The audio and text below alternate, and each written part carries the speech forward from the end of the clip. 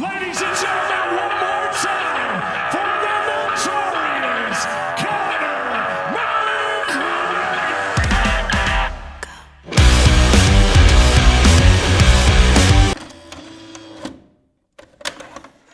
If you were to go back a couple weeks ago to when he bailed out of the card with Chandler, I was probably at like, oh yeah, he'll probably still fight again, but maybe he just needed to refocus, but he's been obsessed with it and has been talking about it forever. Surely he's going to fight. Now I very much have this feeling that it's not going to happen, especially after what we saw over the weekend. Like, what the fuck is he doing? Because the rumors, like, hey, Tommy, the rumors were that it wasn't just that his... hey, it wasn't just that his toe was messed up. The rumors were, and this is from, journalists that I've talked to and things like that, they're all hearing the same things. They're all hearing that he also just kind of wasn't ready, and the pinky toe was kind of the excuse.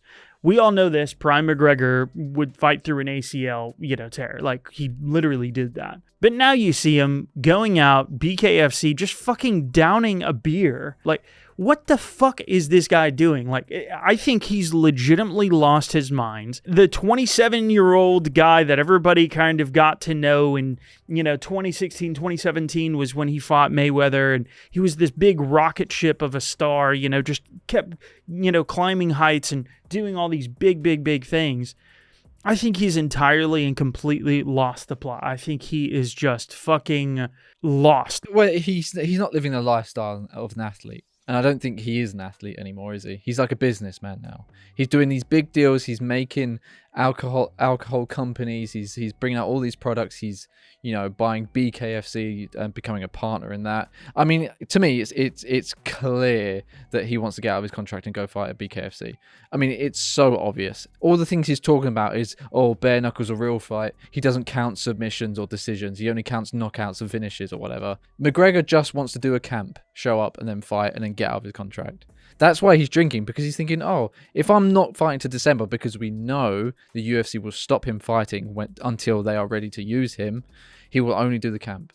He's not going to be in the gym. He might be training every day, but not like as much as he may need to be. I mean, look, obviously he's partying, but as literally the greatest fighter of all time once said 7 years ago, Daniel Cormier, I beat you after a weekend of cocaine. So it's not that he can't fight, drunk. I don't think he's going to be as good as John Jones drunk, but I don't know. Like, to me, that part of this, I don't think is going to necessarily mean he doesn't fight in the future. Not fighting until December. I mean, we're in the summertime. That's in the winter. I could see a guy who likes to drink being like, well, I guess I'm just going to throw these back until I actually have to get serious about it. Is that a good idea? No, none of this is a good idea.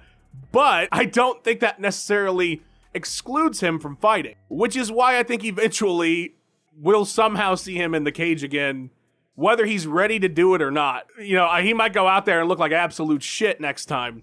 But I do think the UFC is not going to put him in there until they specifically want to use him. They won't add him to a card at the last second. That, I think, is part of the problem.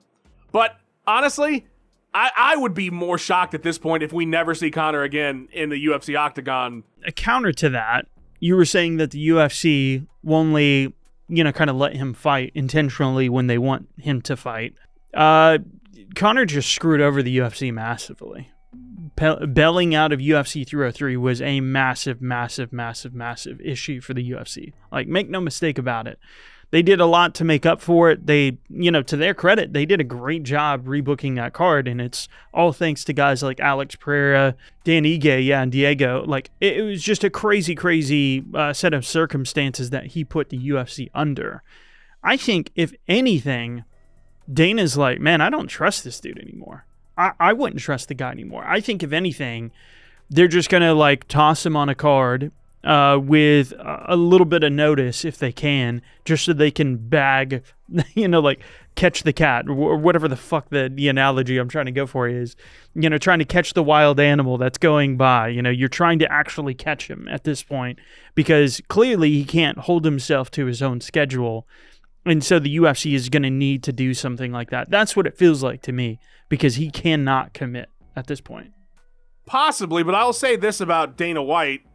You know, he wears his heart on his sleeve. I mean, he said so many times, even recently, best business person I've ever worked with, all this other shit, right? And yes, we know Dana does lip service to a lot of things when he wants to, but he also has a very hard time of not expressing when he doesn't like stuff. And I haven't really seen that from him, at least recently, about Conor, even though this whole situation has been a mess. Yeah, I think they desperately want him to fight. It's just that it's been so clear and obvious now, the stranglehold they have on his schedule of fighting. Even if one person's ready, the other's not.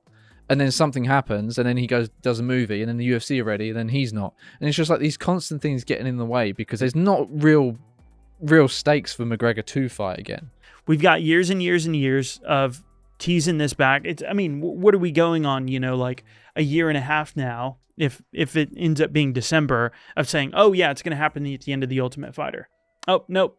It's going to happen in December. Oh, nope. It's going to happen at UFC 300. Oh, nope. It's going to happen in, June. Now we're pushing back to December again. And he's talking about Max Holloway now instead of Chandler now. It's like there's been so many pushbacks that it's just like, dude, just fucking do it. Like, I think we're all exhausted. We're all like so bored of it because it's talked about all the time. It's the biggest guy in the sport, so it does get all the headlines. And make no mistake, that's because fans are interested in as well, especially the casual fans. All the casual fans know Conor and nobody else. They might know one or two guys, and so that's who everybody is asking about. But we keep getting to the same spot where it's just like, nope, can't make it for one reason or another. Pinky toe was not fucking it, guys. Yeah. That was not the reason he pulled out of that He's fight. literally coming off no hype either. 2 losses to Dustin Poirier. Did you watch Roadhouse? So yeah, edit that out. Joke, but right, that is a big deal. That movie was streamed like 50 million times or something through Prime. That exposure of Conor again is absolutely going to affect people watching his fight. You're totally right, Jason. Yeah, I was saying it in jest, but it absolutely is true. It's like the more in the headlines you are, the more interested people are to see you fight. I think those of us that are the jaded hardcore fans for the last year and a half, we maybe had some optimism that at the end of The Ultimate Fighter, that fight was going to happen. And, for probably the last year and a half, I think even the most staunch hardcore fans that, really follow the sport and maybe are still Conor fans, are just like, yeah. It's like, if it's going to happen, it's not... I don't think it's going to happen in December. Do you believe it's going to happen in December? Tommy, do you believe it's going to happen in December? That might as well be a no. Like that face. I believe an attempt will be made to have a fight in December. Do you think it's going to happen? I'm going to go ahead and say yes. I do think that December 10th date that they keep talking about, this isn't the first time they've mentioned early, mid-December-ish. It must be something that they've spoken about with the UFC brass at some point. So I do believe that they will try to put that together, and I could see it actually happening. Yes, I'm going to go ahead and say Conor McGregor is going to get in there December 10th, whether he's sober or not. Tommy, I'm flabbergasted that after all this, that you're like, oh yeah, it's probably going to happen in December. I don't believe it for a second. At this point, I'm about as jaded as you can get about it. Like, at this point, Conor is full-on semi-retired. That's what he is. Nobody takes this amount of time off in the middle of their career like this without something out of their control happening. And yes, he did break his leg. That is obviously true. But the last couple of years, in particular last year, this entire year, what's holding him back? You never have two primes, and that's true. Like, I don't expect Conor to come back and really do anything great, but I do expect him to come back. He wants to get through his contract. He has 2 fights left on his contract. He's going to get through those fights because he literally cannot do anything else for the rest of his life unless he does. The UFC's never going to let him go. I actually think they're going to try really hard to reacquire him after this happens too. Here's what I think is going to happen. Conor's going to get 2 fights in. Don't know if they're going to be any good, but they're going to happen. And then he's going to either get one time he gets to go do BKFC or whatever, and then he's going to come right back. They're going to re-sign him, and he's going to be on a WWE Legends contract with the UFC for the rest of his freaking life. That's what I think is going to end up happening in this situation, which is why I am confident that he will fight, because there's no way he's just going to let himself be stuck in this contract limbo because you can tell that it's frustrating him. He wants to do other stuff, and the only way through it is to fight. Why do you think he hasn't fought to this point? I just think between the way he is, the way the UFC is, and then just a lot of bad luck, it's why we have not seen Conor at all since 2021. Conor's over there asking for stupid stuff. He's like, hey, man, what about Diego Sanchez in the summer? And, obviously Dana was not down for Diego Sanchez, but, like, you could also tell that Dana was not good for those dates. So I also think that when Conor gets those whims to fight, he has specific times he wants to do them, and probably all those times the UFC is like, dude, we can't just throw you in on that card. You're not just gonna co-main event some fight night. You know what I mean? Like, so they can't really use him Tommy, very often. So you're telling me the biggest star in the sport, they couldn't find a date for the last couple of years. They just couldn't figure it out. Like, even after The Ultimate Fighter, you're not telling me when they sat down and they said, all right, we're going to do this season, The Ultimate Fighter, with the intent of you guys fighting in the summer, they didn't say, this date is probably going to make the most sense. If that doesn't work for you, this date lines up. We have a couple contingency plans. How does that sound to you? What I think happened is he said, yep, those sound great. And then they came around, he said, sorry, I slipped on a banana peel and I can't make it. Like, whatever fucking reason he wanted, he said, I'm a rich guy and I'll do whatever I want. I got my satin sheets. I'm going to do that. I'm going to lay in bed all day today. I'm going to do whatever the fuck I want.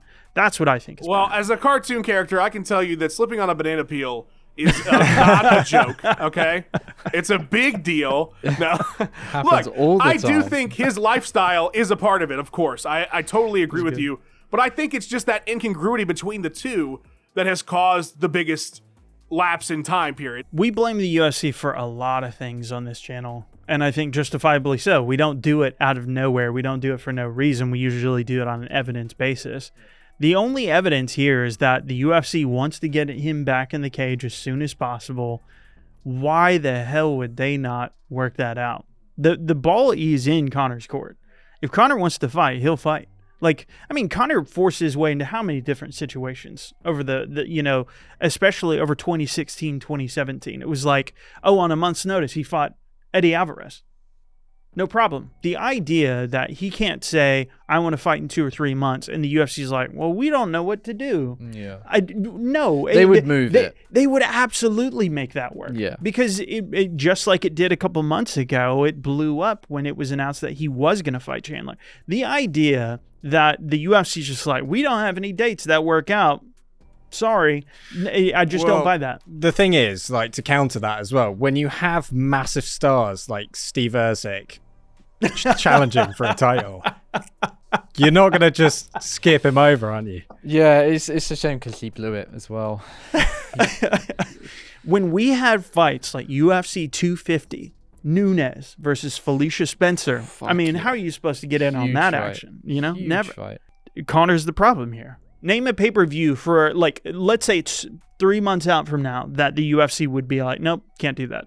I don't know. I don't buy it. I just don't buy it. Dana can say whatever reason he wants on that end, but I think it's like Conor's not ready, bro. Also, if there's any slight bias, they love having Conor fight in Vegas.